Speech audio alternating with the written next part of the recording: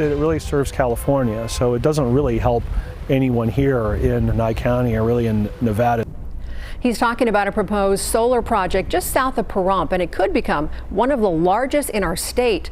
But not everybody likes the idea. In fact, the proposed Purple Sage Energy Center would cover more than 4,500 acres of public land right near the Nevada-California border. Critics say the project could come at a cost to wildlife, public lands, and local resources. 8 News Now reporter Nick Summer is in the community with both sides of the debate.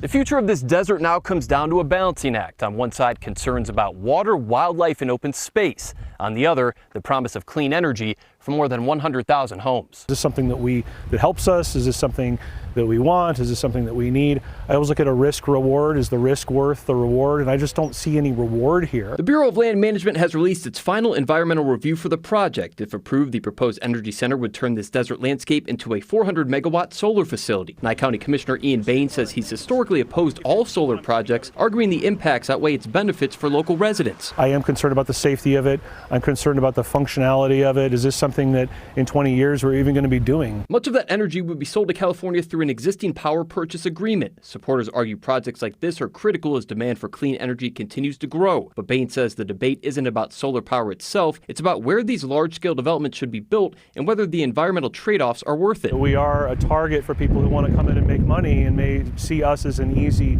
place to do that. We don't have a lot of the oversight that larger places like Clark County have. Environmental groups have also raised concerns about the project's footprint. According to the BLM review, construction would permanently affect hundreds of acres of habitat, including areas used by desert tortoises and other sensitive species. The most critical step is identifying these areas to develop and where these areas are acceptable. Russell Coleman with the Nevada Wildlife Federation says Nevada can continue expanding renewable energy while avoiding some of the state's most environmentally sensitive landscapes. That not in my backyard mentality in a lot of counties, and rightfully so. No one wants to see large solar panels on a landscape.